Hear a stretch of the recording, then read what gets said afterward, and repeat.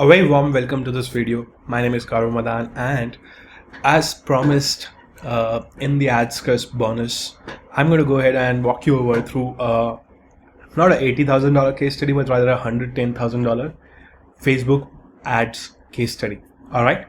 So first, let me show you the results which I've got, and then we will talk about how I got it and all other things. So I'll sign into my Thrivecard account. This is one of my accounts, of course. So I'll take a custom range and we'll go to 22nd December and we'll go to 13th May. So this has been achieved over the last close to, you could say, 120 days or so.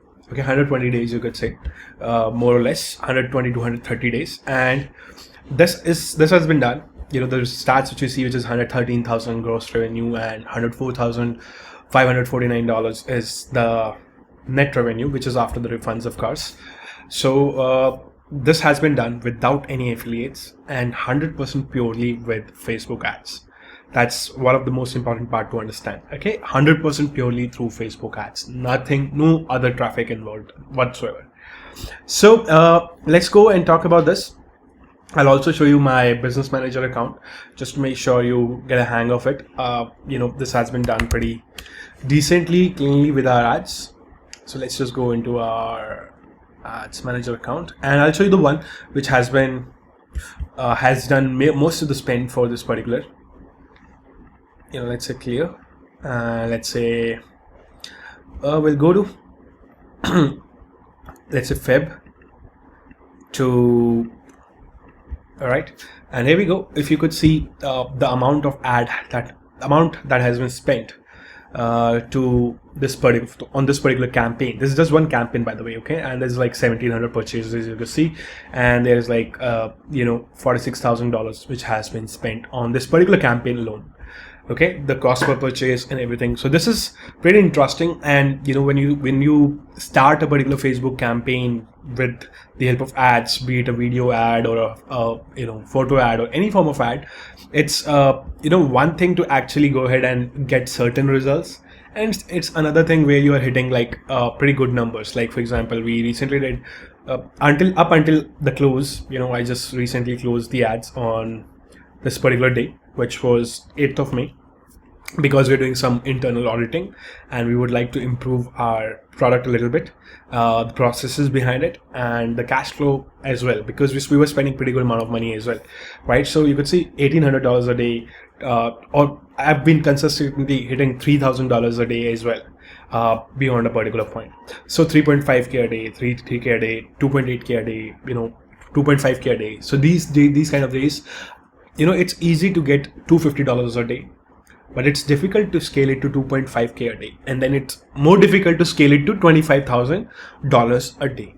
Okay, so that's what we're talking about right now.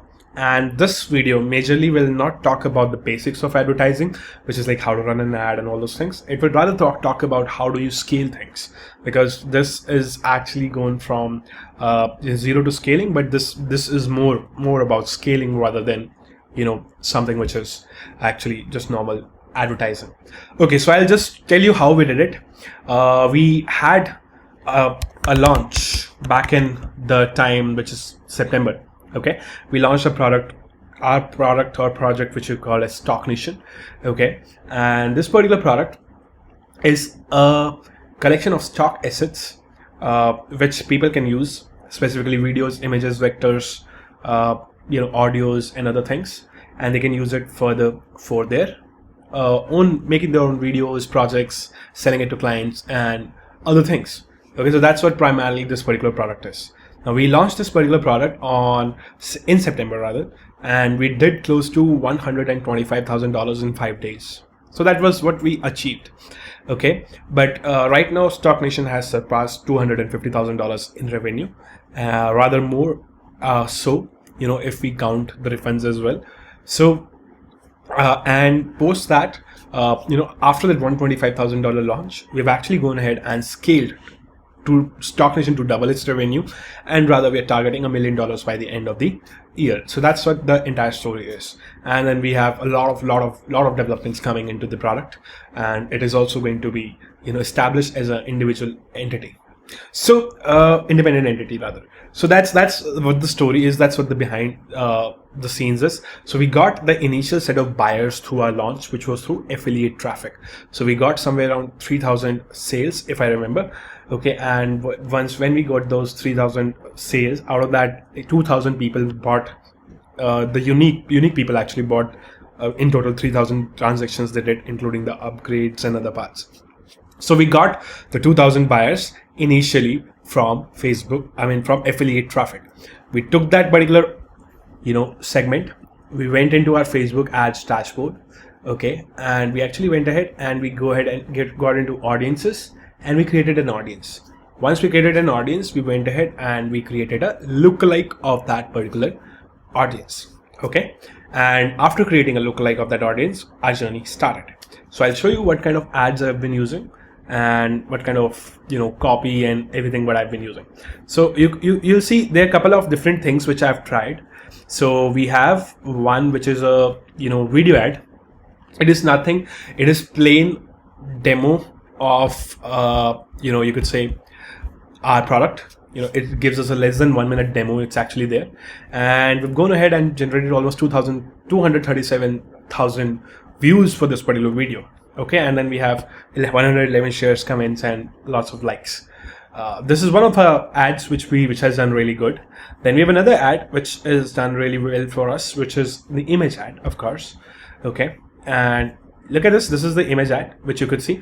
This has also got like 640 likes, 111 comments, 101 shares. Of course, this one is getting more shares, as you can see, and it is a pretty clear ad. Has just one simple message: 25,000 HD stock videos.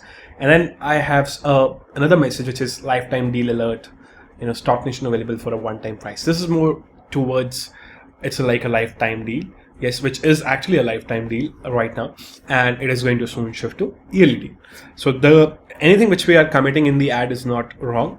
It's all based on our timelines and the things which we're going to follow in our upcoming days, right? So this ad has also performed really well, and the copy is pretty decent as well. So let's just go into ad preview and we'll say Facebook post with comments. Let's go and check this out.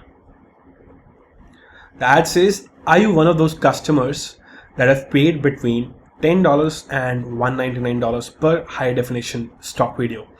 So normally, if you are in the industry, you would know that people go to Shutterstock, people go to various other sources to actually go for their stock videos, right? And a lot of websites would charge you really good amount of money for each of the stock video. Okay, so our USP or our model is pretty different, and the way we are actually entering the market is pretty different. Okay, so that is why we are currently actually in the starting phase. We're giving this as a lifetime deal. Okay, so this is a hub for 25,000 plus HD royalty free stock videos, and it says it works with 3 easy steps. Just search your video, preview your video, and download and use it to your project, right? So there's no monthly fees, unlimited downloads, one-time costs, searchable SaaS app, and it says kind of crush your competition by using high definition videos and get started today. Okay, so as soon as the person goes ahead and goes to this particular page, they have the logo, they have a toll-free number. This is one of very important parts of any particular thing. So if you really want to go ahead and scale things and establish yourself as a corporation, you need to have a toll-free number. Specifically, you could have just the sales support toll-free number if you are not willing to have a support toll-free number in the beginning if you have less staff. Then if you go further, there are certain benefits, and then we have how it works and a little sales letter. It's not a very big sales letter, but it's a sales letter, we call it. And then we also have a chat. So this chat in itself has helped us a lot and has generated a lot of revenue for us. Okay, so chat and toll-free number are 2 key establishments of this particular funnel, or we call it the ad which I'm running. So we've seen the ad now, one of the ad, the copy remains same in different parts. I've also tried another ad. You could see this is another one which we tried. So, but it did give results, good results, but I did not continue it for some reason. Let's just see. Yeah. So this is similar kind of ad, which was the ad number 1. Just the letterboxing is different, and we have certain emojis right beyond the video. Okay, so it's almost similar, just that it has certain different elements attached to it. All right, so same copy and everything same. So that's what the kind of ads we have. Then if we go into ad sets, so what I'm doing is, if you could see, I'm targeting 35%, 35 plus males predominantly, which is like 1.7 million is the size of my lookalike audience, and it is like target worldwide minus Asia and minus Africa. All right, that's what we have in this: worldwide minus Asia minus Africa. So that's what we have. And what we're doing is, this particular campaign is a CBO campaign. Now, when you want to scale things, and when you've tested the audience initially and you've got some results out of it, you're looking to scale things. Okay, so what you do is you tend to potentially go with campaign budget optimization. CBOs are termed as campaign budget optimization currently in Facebook. So all you have to do is you to just make sure to enable this button, and you manage your budget on the campaign level instead of ad set level. Generally in Facebook ads earlier, everything was done on the ad set level, and there was no option to actually go ahead and manage your budget on the campaign level. But in recent times, there has been an establishment, and as you can see right now, this is CBO's campaign budget optimization happens.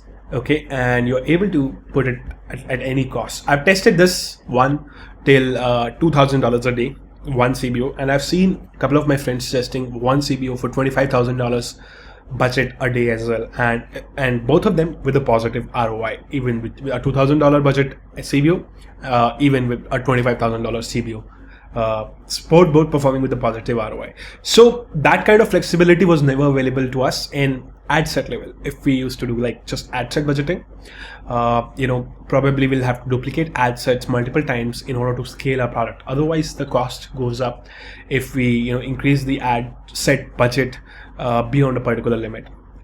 So that's what really happens, right? So that is where CBOs are really helpful. We call it campaign budget optimization, and you can optimize your budget at the campaign level. The thing is, let's say you have winning ad sets inside your CBO. For me, like it's like one ad set, and I've repeated those ad sets, and predominantly I've been running one ad set, because in the starting itself, once I did, so if I go with the lifetime part of it, in the starting itself, when I tested my ad sets, five ad sets, similar ad sets, I saw that only one of them gave me the results.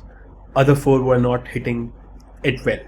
So what I did is I switched off the other four, and I focused all my budget on one ad set. So it was predominantly one campaign, one ad set, and eventually it was one winning ad, actually, to be honest. Okay, so that's what has happened.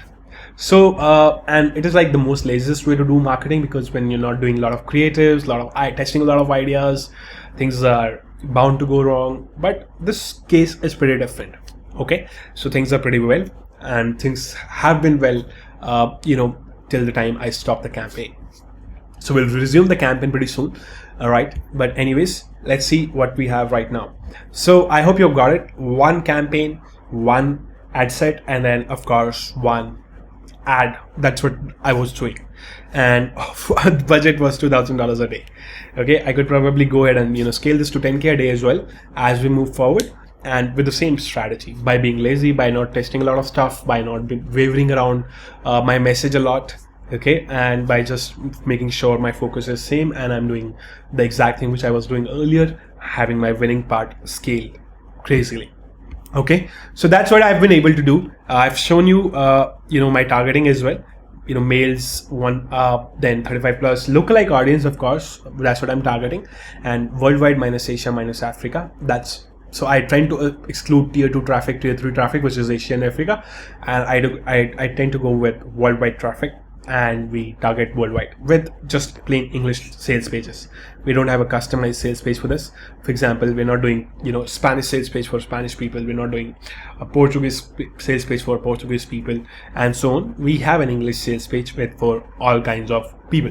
Going forward, potentially we would like to do that, but currently we're not doing that, and it's working good for us. Okay, so talking about this stats, The stats are good, pretty good. So now what happens is the game is very simple. The game is all about your pixel. So pixel should be there. So for example, right now if you go onto this particular page, so we have our pixel installed. We have like page view pixel installed on the base page, and then we have an OTO1 page, which is upgrade 1, where we have our purchase pixel being triggered every time somebody goes to that particular page. Okay, so that helps in a lot of ways, in the sense that it helps us go ahead and warm up our pixel, and once we have the 1,000 events from our pixel, we can go crazy. We can do crazy things with our pixel, of course, right? So that is what has been done. So this is a little step case study which I wanted to share with you guys, and how we scaled, what's working for us. It's CBOs, all right, and you could test different things, different ideas. Nothing fancy here. It's all basic. In terms of, if you're already doing Facebook ads, you may even know all these things, but then you may not be doing in a manner which I have been doing. Okay, so that's the only difference. So I'll show you inside of it. So we have the FE sale purchase. You could see this. Then we have potential reach, which is 3.8 million people right now. Of course, that's going to increase. That's lookalike 1%. You could see worldwide targeting minus Asia minus Africa. We've excluded this. 35 plus, all men, and English, UK, and US. That's what I'm including. And expand my interest in case it could help me decrease my cost per result. In the placement part of it, you could see what I've done. I've used all devices specifically. Then I've gone ahead and done feeds, only feeds, nothing else. Okay, no right columns, because my ads size is a square ad, so it looks pretty bad on square. So potentially I'm not using it with the square ad on the right hand side, though it shows in the example it's going to show like this, but it's not true. It doesn't come as like this. Okay, it becomes a very bad small size thumbnail with the ad copy. Then I'm not using Instagram, not using anything else, nothing else, absolutely nothing else. Okay, I was using earlier, but then I found it to be less profitable, so I have actually excluded it. All right, so that's my ad placements, and I've done it 7 days after, or clicking, or 1 day after viewing. So that's my ad triggering. Normally you can even try 1 day after clicking, that gives you better results, kind of a similarity. So 1 day after clicking would be like Facebook would be forced to track only the initial results and not the long-term results. So that helps. That actually helps to know how that ad is performing on that particular day, because the ad tracking is enabled for only 1 day. Right. So if it is 7 days, then if even the purchases are coming from last 7 days, then you will be thinking, oh, I'm getting sales today, but the situation might be different. So many times what has happened is my campaign has stopped performing in the daytime, and I have to lower my budget. So example, let's say I'm running my campaign at $1,900 a day, and suddenly I see my on some unwavering. Facebook is wavering so much. They have got inconsistent sales, and the costs tend to go up. Many times this happens. So whenever this happens, what I tend to do is I tend to lessen my budget. For example, if I was doing $1,900 and I've already spent $400 to $500, I would limit my budget for the day to $700. I would cut off that. I would reduce the budget by $1,200 basically. So that is the level I've actually reduced, because my cost is high, right? I don't want to spend that much amount of money if my cost is high. True. So I hope you're getting my point, getting a hold of it. So it would not always be consistent, but more or less it is consistent. Okay. And if it is not consistent in that case, you could just reduce the budget. You can even switch off the ad for a day or two. I've done that as well, and then enable it again, and the performance comes back. So this has also happened with me. So that is a little part which I wanted to reflect upon. Other than that, there's a lot of moving parts, to be honest, of this, and this was just plainly based on scaling what we did. If you've got any questions whatsoever, in Facebook ads, primarily if you are doing it and you want to ask a question with me, since you purchased ad scripts, so I'm going to be open towards it, towards answering any question which you may have further, and I would love to go ahead and really talk about it, and let's see how I can help you. right? So that's all for from my side for this particular awesome, lovely case study, which is done $104,000 and $104,549, right? And it has done like average revenue, daily revenue is $784 since it started on December 22. Okay, so we'll keep getting more and more deeper into this particular part, and if you have any questions, any doubts with Facebook ads, I'll be happy to assist. Thank you so much. It's me, Gaur, signing off, and I look forward to serving you in the next email.